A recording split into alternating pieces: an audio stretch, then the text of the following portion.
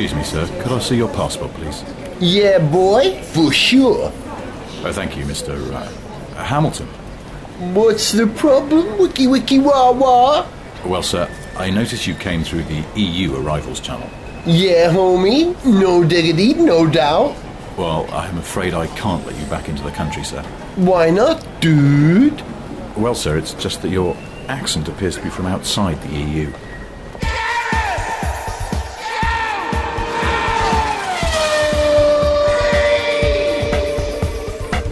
Hello, welcome to Gareth Jones on Speed. He's Zog. Hello. He's Richard. Hello. I'm Gareth, and this is the first episode of On Speed recorded on our new recorder, so it may sound a little bit different. And it's the first episode of the year recorded with the windows open here, so you can probably hear birds. Can we hear the birds? Yeah. That was right on cue. That was nicely done. Yeah, well, So it's our one day of summertime. that's it. Quite nice. All over tomorrow. Yeah. I think the birds singing signals a new dawn for Formula One, whereby at last we have a championship as opposed to just Nico walking. I see what you did there. Very good. It's the truth. It's the truth. The championship is back, as you say. Yeah, it's come alive again. You And know, Richard was there to see it. Oh, you lucky bugger. Well, How much of the race did you actually see from your all of executive it. yacht? All of it. Really? But on the Italian TV coverage that was on, it's a long story, but I went to Monaco, I watched the race. There's no way of saying this that doesn't sound a bit showy-offy. I watched the race from a yacht in the harbour. But a yacht in the harbour at Monaco is a very bad place to see the Monaco Grand Prix from. You see flashes of Although the cars still going round. not an entirely bad place to be for a weekend. It I was mean, you know, another, you're not getting any another sympathy espresso here. martini, sir. Yeah, don't mind if I do. Oh, actually, no, because it's mid-afternoon now, isn't it? I'll have a Negroni. We were kept boozed We're and getting the fed quite well, and we had, for some reason, the Italian Sky F1 channel on a telly just inside. I don't know what the names of the decks are, but anyway, sort of, let's call it the poop deck. I was standing on there. You could see a big screen above the track in Monaco itself, and then you could see flashes of the cars go by. But if it was getting a bit hot, or actually as it was on race day, a bit rainy, go inside. There was a big telly Have another showing the Negroni. race, and then Yeah. nothing can't be made better by having another Negroni. I always Apart from imagine driving or operating heavy machinery, I'd imagine. But I wasn't doing either of those things. And then we had the Radio 5 live commentary on. But there's a flaw in all of this. which is I was, I think, the only British person on the yacht. Everyone else on the yacht, all, I think, about 60 or 70 people, Australian. okay. Now, So there will have come a point in this race, if I'm remembering correctly the way Yes, things played when out, that things a large got- group of Australians might Yes. become unhappy. became rather awkward. Might take against an English person. I- Maybe. I'm Well, just, put it this you know, way. I briefly considered that my best option would be throwing myself overboard and swimming for safety. But actually, the Australians were all very nice. So there was a lot of good-natured ribbing. But it was still a little bit awkward because I was thinking, oh no, I kind of want Hamilton to win. I like Ricciardo a lot. I made this very clear to the Australians how much I like Ricciardo. Something brilliant happened as well when we were on our way to the yacht on race morning. We were on the little boat that was taking us from a harbour round the corner round into the main Monaco harbour. And we saw Ricciardo and Max Verstappen walking down the quayside to their swishy Red Bull tender that was taking them round to wherever they were going to get to the track. Yeah. And I was on a little boat full of Australians, so of course they went bananas and started going, Dan, like Australian Alan Partridge. And he didn't pay any attention. And then one of the blokes behind me on this little boat just went, Aussie, Aussie, Aussie! And Ricciardo turned around and gave him a massive wave. And of course Excellent. then they went absolutely bananas and the thing was rocking all over the shop. And it was joyful. It was I'm really sure, cool. yeah. And I was with them because I like Ricciardo. I think he's Yeah. a good bloke and he's a great driver. So he's got both of those things going on. But Yeah. when Hamilton took his place at the lead of the race, it was a bit like, ooh. I'm just going to slip off this Yeah, I'm yacht going to go very hide behind quietly, these yeah. curtains. Yes. Contrasting your utter luxury in a $14 trillion Australian dollar yacht in Monaco, I didn't actually watch the race. I listened to it on the radio because I was in the middle of a field in Somerset at an event that I was at last weekend. And I quite enjoy listening to F1 on the radio these days. You know, the pictures are better on radio, they say. 5 Live coverage is very good. Yeah, they build excitement really well. And it was a proper exciting race. I didn't see any of it. When you say you saw flashes of the car, Richard, could you actually see the circuit itself, or was it sort of in the distance? Were you adjacent to it, like up against the fence? Yeah, but there's barriers. So as they came round the swimming pool, you got just about a clear line of sight over the barriers. You see them flash through. And then you got a little gap sort of further around by the chicane where you could just about see through between boats and things to see them. But yeah, quite honestly, Not the best place to see a race. no. But no, I don't think anywhere really is at Monaco. You don't go there to see I was the looking race. at the people in the grandstands, and sure they've there's got a some- great view of them coming round through the sort of harbour complex. Yeah. But then, And there are some sort of hotel rooms and some yeah. apartments. Oh, some every apartments that balcony have, that's got you know, even a really good vague views, view of the track but- has got people crammed onto it. But the grandstands looked like you had to be pretty hardcore, because on Saturday for qualifying you got baked to death because it was incredibly hot and incredibly sunny. And then on Again, Sunday you these got people soaking not wet. getting any sympathy, you know. I had sympathy for them as I sipped Okay, another yeah. cocktail thinking, You're- I'm glad I'm on this yacht and not in those grandstands getting hot / soaking wet. Oh, no, fair enough. Maybe you're just a more generous-hearted person No, I'm not. than me. I'm just I didn't offer to take them a drink or anything like that because there were loads of them, and frankly, screw them.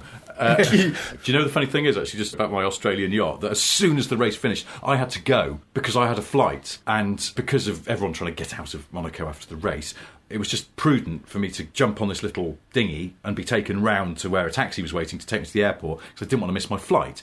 But it did, I suppose, look to the Australians like I was running away because I pretty much just went, oh, anyway, well, bad luck, guys. I've got to go, bye! And then I ran off down the gangplank. But in sympathy with these kind and generous Australians who fed and watered you on the boat, wrong result for them on the day, but the right result for us, really. I mean, for us, F1 fans, because it helps Lewis's cause to keep the championship alive. The most embarrassing thing that happened at the race for me was Lewis greeting Justin Bieber. Did you see? Come back, Vladimir Putin, all is forgiven. Really? Oh, yeah, no, that was... Well, he's that was- evil that was and he's lo- brought misery to millions. And so is what about- Putin. Thank you. Richard is going to be... Richard's here all week. Tell your friends. I mean, that, you know, we love Lewis, and we're also very Yeah. critical of him. But really, Justin Bieber, Lewis, I know. come What were you on. thinking? You know, if it was a member of Killing Joke, he'd get my respect. If it was, I don't know, anyone but Justin Bieber, he'd get my respect. But Justin Bieber? Yeah, absolutely. Come on! I Is he 9 years old, Lewis? Is that why Bieber's there? I don't know. So I've got a Bieber bonnet about this. I'm No, sorry. not here. I'm on the same page. But yeah, moving swiftly on. I mean, please. But yeah, the great thing is the championship is back on. If that race had gone the other way, if there'd been yet another race where Rosberg just got it absolutely right, drove perfectly, Lewis had a bit of difficulty, tripped over a little something here and there, a little on-track incident, and if we'd had another race like the last 7, it would be looking pretty one-sided. Well, but it's all back on. I've noticed that I'm changing how I'm watching F1 this year because there are 702 races in this season. Is that right? That's what the season is now extended to. I'm less critical about whether I can watch the race on TV or not. I'm much happier to listen to it on the radio. Oh, don't worry, I'll catch the next one. You know, because there are so many. I realise I can't block out that amount of time to watch all of them. But the consequence of that was I was less invested in F1 this year than I have been previously. But now that the championship's back on, I'm thinking, oh, God, right, I'm going to be at Le Mans You really doing want to see the what- Baku yeah, race. yeah, How yeah. am I going to watch that? Because it's going to be in the build-up to the start of the big race. Yeah. What time is the Baku race? I think it's 1 o'clock, isn't it? Is it? Normal I think sort of so, time? yeah. Okay. I think so. So we've Yeah. got 2 hours where we're usually singing all the anthems in the stands in the Yeah. build-up to the Le Mans 24 hours. We may have to go and watch a race. I can't do it. No, wait. No, you'll no. be- The build-up is going to be qualifying. Yeah. Oh, But of course, it's Yeah. the Saturday, Baku Sunday, race, isn't if it? it's on at Thank you. 1, might overlap into the... oh, wait, France 1 hour ahead. I can't do the maths on that.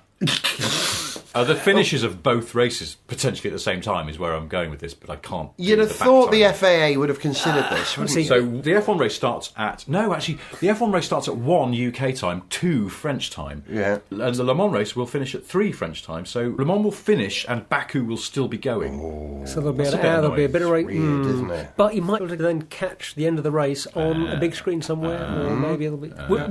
We'll work that out when we figure it get out. there. Yeah, we'll figure it out. Quickly, while we're talking about F1, there have been a couple of announcements about the development of the 2017 car, and it looks like they're going to adopt the Halo. Have you heard this? The Halo device will become the de facto head protection system in Formula One. Do you like it better than the screen, Richard? Yes or no? No. Do you like it better than the screen, Zog? Yes or no? I don't think so, no. I think I prefer the screen. Yeah. The screen looked cool. I thought it made the cars look a little bit like little fighter Spider- jets. yeah, they do. Yeah. And They the do. halo is so ungainly. Looks And- like a flip-flop. You Yeah, seen it? yes. Exactly like a flip-flop. I'm not sure quite how firmly written the rules are about what that halo has to look like. In other words, are they all going to look like the halos we've seen already? Is there going to be a bit of leeway for just how the teams construct those? Maybe they'll look a little bit better than what we've seen so far. What I don't quite understand about this is I know that there's a sound safety reason for it, but if we think about the worst incident in Formula One in recent memory, it was obviously Jules Bianchi, and I know that was a freak accident, but I don't think a halo or an aero screen would have done much to stop that, given the forces involved. From The what halo might, but not the screen. But you're right. I think you're right. The Anchor's accident involved enough energy that either of those protection devices wouldn't have made a huge difference, I think, but what do we know? Well, there'll always be something that can get There by will- any safety. I mean, There will, as you yeah. know,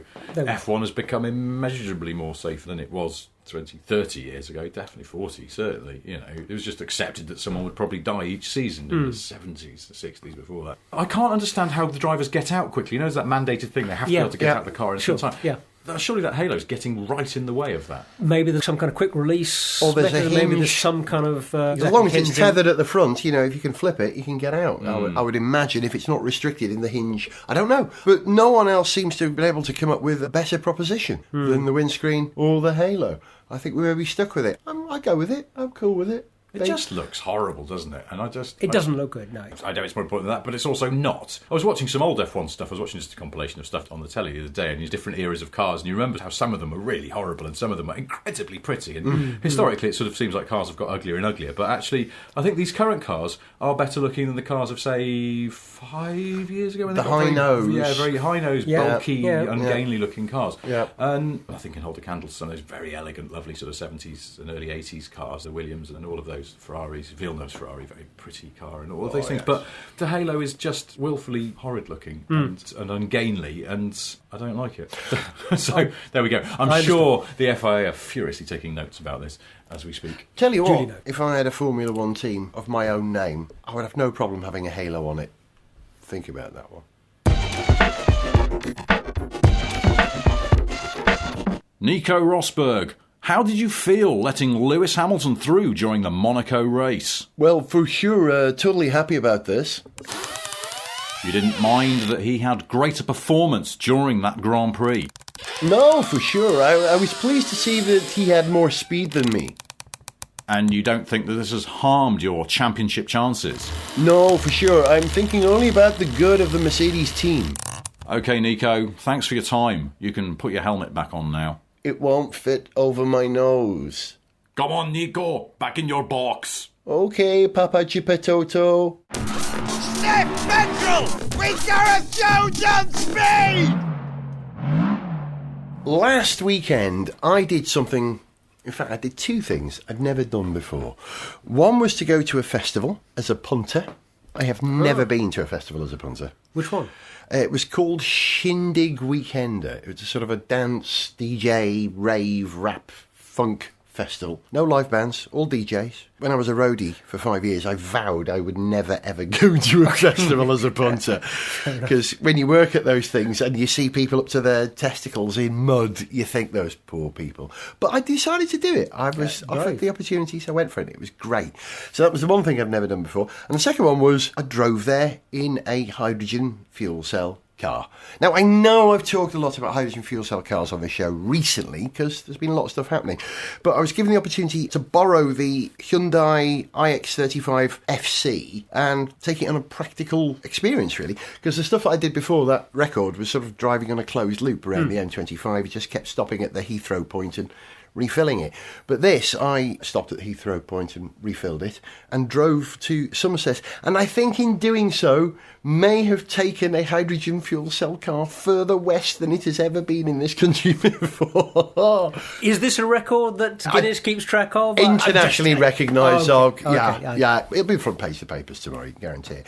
But just to say, you know, I believe in Lecky cars. We believe in Lecky cars, don't we? Yeah, well, I remember driving that Hyundai a couple of years ago, and it's good. I liked it. And it works. It absolutely works. There was never any lack of power. There was always that lovely refinement that you get from Alecki cars. Refuelling, it's quite cool. You've got the convenience, the great thing of being able to refill at a pump. Nice and quickly. But there is the issue for me about the viability of hydrogen infrastructure. Making the hydrogen. question of whether that's the best way to go, how well you can build up that kind of infrastructure. And the energy efficiency of it is maybe an issue, depending on how you're making your hydrogen. Yeah. But that's a big, complicated issue that I don't know enough about, frankly. I mean, I am a bit interested in it, but I don't know as much about it as I would like. Someone I know was telling me the other day, I think it's Leicester University, have made a major breakthrough about storing hydrogen on carbon cards, effectively. And Using carbon nanotubes Yes. or graphene. Where it the person who attaches was to a telling me about surface. this was quite drunk and couldn't remember enough of the details to make this a fully formed piece of information, but it was interesting nonetheless what they were trying to tell me, and I meant to look it up afterwards to see if in fact they were talking rubbish, but I haven't had a chance to. But it sounds very exciting, and his argument was, well, you know, this is it. These are the kind of breakthroughs that we might need to be able to ship energy around in the form of hydrogen, and there's places like Iceland where they have a great capacity to generate energy, geothermal power, and then crack it into hydrogen. But then it's hard, not impossible, but it's a bit of a pain to ship it. Could be the key to this. Well, having made a load of hydrogen, if you compress it and then decompress it again, you lose a fair bit of energy in that process. It's not 100% efficient, and you have to put a fair amount of energy into do that compression. You don't get it all back when you decompress it again. Whereas if you take that electricity and put it into a battery, you get something like 90 or 95% back of the energy that you put in. But you have to lug a very heavy battery around with you, and I think the combination of a fuel cell and a hydrogen tank is lighter. Yeah, and that's an interesting point because you get some interesting advantages from combining two storage technologies or two power technologies. For example, with a fuel cell vehicle, if you have supercapacitors as part of the system, those can be used to give you a high power, high current burst of power when you're accelerating, and then your fuel cell can produce the lower power output that you need to keep going when you're on the flat. That's the principle in which the River Simple Rasa works. Exactly. And I think the lightweight hydrogen fuel cell car is a beautiful, elegant idea, but the Hyundai thing that I was driving, it's like Victorian engineering. Just build the same thing, but bigger and bigger and bigger, and that's also appealing. The hydrogen tank is mostly carbon fibre, if I remember right. It is, I always worry, though, if there's an explosion in a hydrogen tank, you don't get a mushroom cloud, do you? Unless it's a fission reaction, do you? Well, I think technically you get a mushroom cloud out of any sufficiently big explosion. Okay, but, like you see. there you go. So that was my drive in a hydrogen fuel cell car with a range of 300 miles. Pretty good. Absolutely 300 miles, keeping pace with the motorway traffic. Got there, got back with 80-something miles left in the tank. Practical. It does work. So that's what I did for a drive. What did you do for a drive, Richard, recently? I bet you haven't driven anything as exciting as a hydrogen fuel cell car. I went for a drive yesterday, and I just went for a drive, which I always think is a bit weird. You know, motoring organisations, sort of if there's a fuel crisis or something, or if it's just bad weather, they'll go, trying to avoid unnecessary journeys. Essential journeys only, What unnecessary journeys? Who's making unnecessary journeys as a matter of course? They go, I was going to make an unnecessary journey tomorrow. I was just going to drive to Reading and back for no reason whatsoever. And it doesn't happen. But I did go for a drive yesterday. The reason being, I've got the new Porsche 718 Boxster on test, nice. and I wanted to go out and see what it was like on some nice open country roads. So I drove into the countryside and I drove it around for a bit, and I had the roof down because it was warm but cloudy, which is quite nice. And I thought, I'll put the roof up, because I think sometimes your judgment gets impaired a little bit by having the roof down, the novelty of going, you just have too much fun. Yeah. The thing is, it was too nice, and I was like, I don't want to put the roof up because it's just nicer with the roof down. And why not? What's going on with the numbers thing with Porsche at the moment? Because the 718 is shared across two models in the Porsche range, isn't it? Yeah. Is the Cayenne the 718 as well? Cayman. Cayman. Cayman. The Cayman. Yes. 718. Well, because they're the 718. same car. The Cayman is just the Boxster Coupe, but they've decided that they'll try and sort of make that association in people's minds. Yeah. They will be brought together under the 718 umbrella, but then they're still calling it the 718 Boxster and the 718 Cayman. And I think those names are so well established. A lot of car makers would Boxster and the kill Cayman, but the car makers would kill for name recognition at the level of the Boxster. Everyone knows a Boxster. Absolutely. So sticking the number in front of it, no one's going to use that number. I think if they'd gone, they're not the Boxster anymore. It's the 718 Roadster and the 718 Well, Coupe. I think that's what they're trying to do, isn't it? No, because they're still using the original names as well. But they do with the 911. You think about it, the 911 is the 911 Targa, the 911 GT3. The 911 is like the sub-brand. Yeah, but the 911 was always the 911, and then they just append names onto the end of it. And actually, fundamentally, the 911 Coupe coupe and the cabriolet are just, they don't have badges that say that. They are all 911s. And They just this happen is to a be, bit like yeah. they've sort of retrofitted a number into a car that already has a perfectly good and very recognisable name. But it's interesting. a bit odd. Yeah, it's quite true that Boxster and Cayman are very well-established brands in the car world now.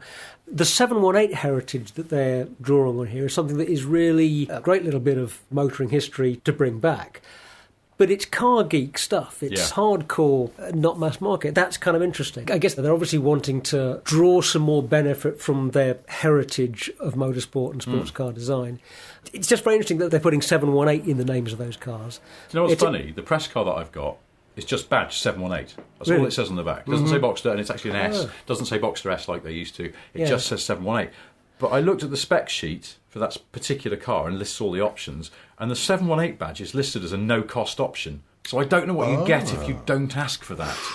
Whether it just says Boxster S or 718 Boxster or S. 718 I think Boxster it would say- S. Porsche I have assume gone it would say badging 718 crazy. You know how they used to barely put badges on their cars? Now all of their cars have Porsche in that sort of double-spaced font. Yeah.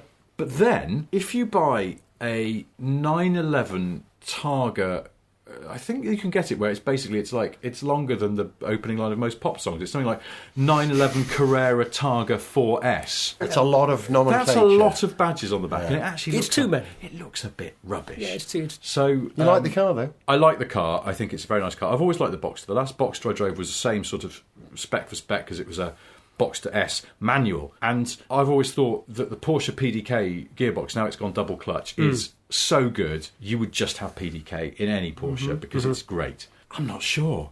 I'd forgotten how good the manual gearbox is in that car. It's just the weight and the action of the gear change is beautiful. I know there's a lot of cliches that car journalists use about, rifle bolt action and all that, but it does come as close to any of those things. It's just this beautiful sort of mechanical feeling, and it's quite odd because it feels that you're having a significant effect. You are moving mechanical things around, and yet it's quite light. So you can just, again, I hate to use the word stroke it, but you can just stroke it between gears. You've used it twice now. Barely any pressure in, and it just moves. And the clutch is quite heavy by modern standards, but in a way that gives you something to work against. And it's exactly the right way. It's something Porsche do very well, the weighting of the controls. Yeah, that they are exactly as heavy or as light as you would want them, particularly in enthusiastic driving. The brakes are good, but the brakes really show how good they are when you're really leaning on them. And some cars, they sort of feel like, oh, actually, I'm asking a bit much of the system here.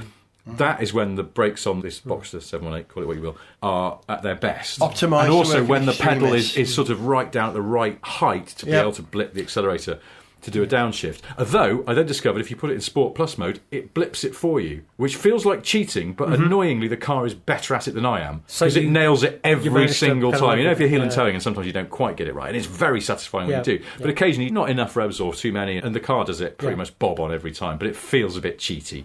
The big thing with this car is that it's a 4-cylinder, turbo. No more flat 6 in the Boxster, it's a flat 4. It sounds a bit like a Subaru. Now, Wow, personally, of course it will. I like that. I like the sound of old Subarus. It's that characteristic of a flat 4 engine with unequal length exhaust headers, as nerds will confirm. And it sounds, particularly with this one has a sports exhaust, you press the sports exhaust button, make it a bit fruitier, and it makes this nice sort of Subaru-y, sort of lumpy, blah, blah, blah, blah, blah. Well, and I like that. There's nothing wrong with a 4-cylinder engine. A 4-cylinder engine won Le Mans last year. Exactly. Indeed, So it's absolutely, I have no complaints about that at all. The weird thing is this 4, because it's got a turbo on it, is actually heavier than the old 6. So I was hoping, there'd be this new sort of lighter Boxster. It's not. It actually weighs a tiny bit more.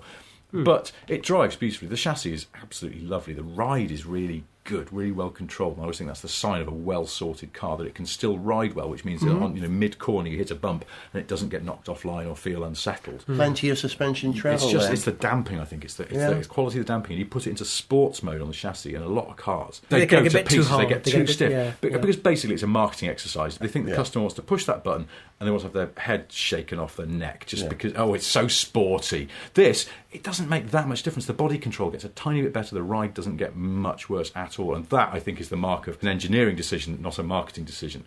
So my only qualm about this car actually does go back to the engine. Not the noise, it's the delivery. It's so even, so torquey, tiny bit of lag from the off, but minute. And then after that, the ECU is obviously massaging the timing and all of the different facets of the engine to make sure that it has a flat torque curve, pretty much. And the power delivery is just sort of seamlessly flat. And the weirdest thing is, you miss the peaky nature of a naturally aspirated engine where you have to rev it. Yeah. You're revving and revving this thing, and all you're doing is going faster, but there's none of that sudden come-on cam kind of behaviour you get from the old boxer engine and from all great normally aspirated engines. And that's the bit you miss. However, as a final Jerry Springer-like thought, I don't think most customers will give a damn. Because most customers don't know what a 718 is. They'll just go, ooh, a new Boxster, I can afford a Porsche, I want a Porsche.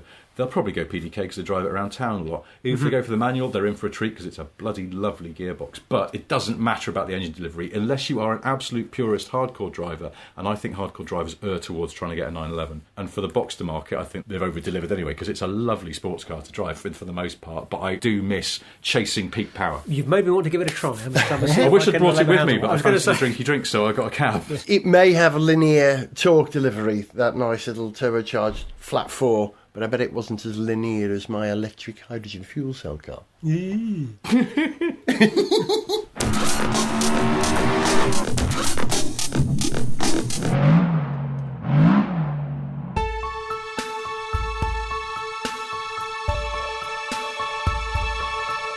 As a physicist, I'm often asked, is there anything darker than a black hole? And actually, yes there is. There's something so dark, it literally sucks all the known light out of the universe and creates a blackness so infinite and frightening that it's almost impossible for the mind to comprehend. It's when Daniel Ricciardo stops smiling. Oh, that's dark. Gareth Jones on Speed. You'd think, as this programme was called Gareth Jones on Speed, we'd only talk about cars. But I reckon we can talk about bikes on the show as well, in a London context, because as any Londoner will tell you, over a certain distance, it's quicker on a bike across London than if you did it on public transport or in a car. For instance, I can get to the West End from here on my push bike in about 23 minutes. It's at least double that on the bus, and if I drove, it would take me a month and cost me 4,000 Boris notes. So, given that premise that we can talk about bikes, you've been riding your bike in London, haven't you, sir? Yeah, I have. And I've been noticing something that is rather backing up, in terms of my personal experience, some statistics that I'd read recently to do with safety of drivers of different types of vehicles. The couple of closest calls I've had in terms of drivers not being as aware as they should be of what other traffic's around them and them nearly hitting me as a result. Yeah. Which, if you spend a certain amount of time on a bicycle in London, you're probably going to, from time to time, in any city, you're going to have an occasional near miss, or, you know, somebody gets dangerously close to you or feels like they do. And my two near misses were both with Toyota Prius drivers. I reckon there's a statistical reason for that. Well, were you in the zone, sir? In the congestion charging zone? I was not, in fact. Okay. On neither occasion was I in the congestion charging zone. But these, I will wager you, sir, are taxis. I was about now to say they the may same. well be, they may well be Uber taxis. Yeah. That bit I don't know. I know they were both Priuses. If Whether they were Ubers cabs, or I don't know. They're likely being driven by somebody who's been driving all day, and because they're constantly working, aren't they? Yeah, They're yeah. just running. So they're tired. They're not necessarily paying much attention. They drive probably every day as well, and they're just. But they should Sick be of a it. bit more practiced. They should be a bit better at, when they're about to turn left, about seeing whether there is a brightly dressed cyclist at just about the point where they're going to turn left across the path of that cyclist. Yes. Or that, you would think. Yes and no. It's part of your job as a driver to pay attention to what's around you, absolutely. But I think sometimes that cyclists believe that it's their divine right to come streaking through, even when a car is plainly indicating and slowing. Yeah, that's true. And that's true. as part of the general pact that we should have with each other on the roads, there's a little bit of give and take, and that perhaps they could apply their brakes and let the car turn, because otherwise what's the car supposed to do? Sit in the middle of possibly a main road until the cyclist has gone through on the inside, which I have done. If they're alongside, or nearest damn it alongside, it's just easier. Let them go. Don't inconvenience, because I think that's one of the things, whether anyone's in a car or on a bicycle or a bus, whatever it is, that just that sort of free-flowing movement is what keeps the city going. So you should at all And times... it requires give and take. If you're stopped, Absolutely. let somebody else who's already moving go. I do that as a matter of course. If someone wants to turn right and they're coming towards me and it's two lanes, absolutely I'll stop and let them go, because there's a queue of people behind them. Gareth Jones, keeping London moving since 1990. Absolutely. This give and take, and this being aware of the needs of other road users, I'm absolutely on the same page with that. You been knocked off yet? No, absolutely Good. not. No, You're still on your this is single just- speed? Well, adapted single speed, in that it was a single speed, but I must have bored you with a story about how I've replaced the rear wheel with a 2-speed hub. Yes, yeah. Which is working very well, by the way. Well, you were going to do it last time you mentioned it on the programme. Right, well, I have put a 2-speed rear hub on it, which you change gears with a little back pedal, which takes a bit of getting used to, but, means you're nicely hardware-free on the bike, no extra cables trailing about. Mm-hmm. But no, it's working out nicely. So who are the dangerous people? Prius drivers? Prius drivers. And this was interesting because this was my first-hand experience, and it seemed to back up some research that I just read about how, contrary to what you might think, or what a lot of people might think, Prius drivers are amongst the least considerate on the road. They are just about the most likely to not give way, to be inconsiderate road users. It's not simply because there are an awful lot more Priuses in London than any other cars for the congestion charge reason? No, this was a study that's correcting for all those factors like that. It wasn't... That's the thing, but I don't think there are many Priuses for that reason. I don't think people buy them to dodge the congestion charge, because I don't know that many people would sort of buy a car specifically, would they? And there's lots of cars now that duck it. I don't think... Up until recently, our little and now departed Fiat 500 did as well, which was a more sensible commuting car for somebody who's sort of coming in because it's easy to park and all the rest of it. But I think that the Prius population of London is very taxi-based, isn't it? Well, it's partly taxi-based, but it's also partly green consumer based. A lot of people that are buying Priuses are doing so because they want a green vehicle and a conspicuously green vehicle. But I'll have you a quid that here we go. You can tell if a Prius is privately owned or a taxi by the colour of it, because if it's black or silver or white, which a lot of them seem to be, that's a cab. If they've gone for one of the jauntier colour options, could be privately owned, because you don't want to look like a cab. I had the new Prius on test the other week, and when my wife got in it, we'd driven along very short distance when she went, I don't like this car. And I went, why not? And she went, because I feel like I'm in an Uber. And it's just that immediate association of Prius equals Uber. And in London it does. Funny enough, it does in Los Angeles as well, because when we were there earlier in the year, I got a couple of Ubers and they were Priuses. Oh, but then one wasn't. One was a Chrysler 300C. But this is driven by a resting aircraft engineer. I wonder how a long story. But another time. But I wonder then how the cab thing might or might not play in. It was suggested that one of the reasons that Prius drivers tended to be less considerate and ruder than you would think, basically, was that, to put it really crudely, they're feeling pretty smug. They're feeling pretty good about themselves having bought this Prius. Yeah. They've done their bit. So now it's up to you to give way. It's that kind of thing.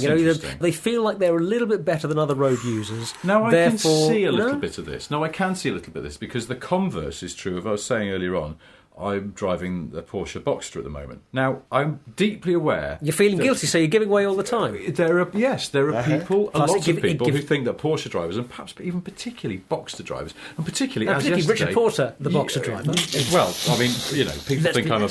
Anyway, but in a silver Porsche with a bright red interior as well, which is a separate conversation. But they're going, look at that total knob with his roof down on his car, which I think in this country as well, we react badly to people in convertibles with the roof down because it looks like it's showing off. Playing music. I never play music. What I realised, for very complicated reasons, on Friday night, I found myself in a pub talking to Nadine out of Girls Aloud, the pop-tacular band of the... Nadine Coyle, isn't it? Yes, lovely Nadine. She's delightful as well. And suddenly reminded me that I quite like Girls Aloud and I own their greatest hits. And so I... You mentioned this factor, obviously. Well, I had it on... I didn't, because it might have looked a bit stalky. I did that thing that you do, I don't know if you've ever done this before, when you meet famous people, where you have to sort of try and pretend you don't really know that they're famous a bit, because it just makes it awkward if you immediately go, oh my God, I love your stuff. Yeah. Then they're immediately like, a bit fannish. Yeah, whereas if you just go, hi, we're two adults, we're talking about stuff, we were actually talking about, she has a daughter much the same happier age to as my engage in boy. conversation. Normal conversation. Yeah. She lives quite near where we live. And so that was okay. It's that story of Noel Gallagher. He said he used to meet people at parties and they go, oh, what do you do? And he'd go, I work in Tesco. They go, no, you don't, you're Noel Gallagher. And he'd go, well, why did you ask me then? But the Porsche, I realised I'd got Girls Aloud greatest hits on, and once I put the roof down I turned it off because I just didn't want people to know none of their business really, but that's how pathetically aware I am of people listening to my music. And I just think people think you're a knob in a Porsche Boxster, particularly with the roof down. They probably do. And so I'm overly courteous. Correct. I let everyone out. So, and through. And if I apply... One of those bloody Prius drivers... If we apply this rule...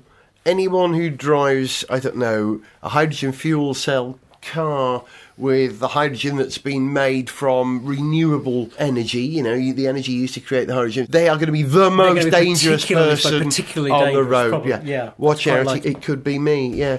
You've been listening to Zog. Goodbye. To Richard Porter. Goodbye. And me, Gareth. Our next show is Le Mans. Richard, you can't do it this year, can you? Because you're elsewhere. I'm elsewhere. I'm doing a thing at a book festival, so if you find yourself in the Scottish borders on the Sunday of Le Mans and you want to hear an idiot talking rubbish, then, well, you can do it on this podcast. But if you happen to be in the area, do come down and hear it live. But Zog and I will be at Le Mans. We will. Oh, yeah. I'm packing already. Yeah, so the next episode of On Speed will be our first Le Mans show from this year. We don't know how many there will be. We don't know what we're going to talk about, but hey. But we know we're going to have a good time. Well, we are. Yeah. As I think the kids say, I am well gel. Before we go, I have one slight concern about Le Mans, that it coincides with this European football kicking championships that they have. I don't care about that at all. Well, I do, because do you remember a couple of years ago there was some football thing on and the mood in the campsite completely changed. Everyone went into the marquee to bay like a monster and shout football things. And it wasn't a group of intelligent people talking about cars anymore. We've been hijacked by that, so I'm annoyed with that. But given that the Welsh are there and that the Supra Fiery Cannonballs and Manic Street Preachers have both done football-related songs, that's my excuse for introducing the song in this episode, which is in the style of the Supra Fiery Cannonballs, or our version, which is the Supra Fiery Cannonballs. This is a song about international cooperation. By the way, vote the right way. It's a song about international cooperation called Why Can't We All Just Get Along? See ya.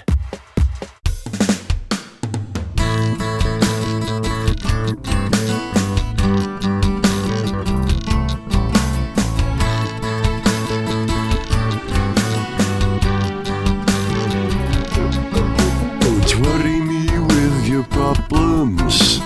I've got enough of my own.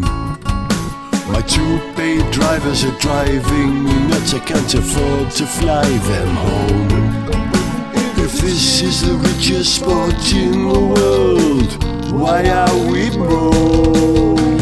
Fighting over cash and around on TV. Why can't we all just get along?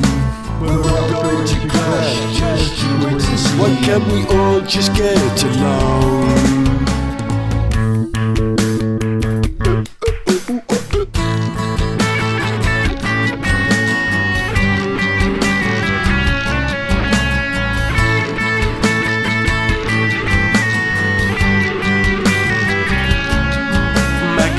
He knew about problems.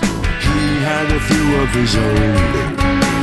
Prostitutes and British life was a mess, but he didn't let the teenagers moan. Is this the most painful spot in the world? Why can't we whip it into shape? I development drive up at the car in the dirt. Why can't we all just get along? It just doesn't work. Why can't we all just get along?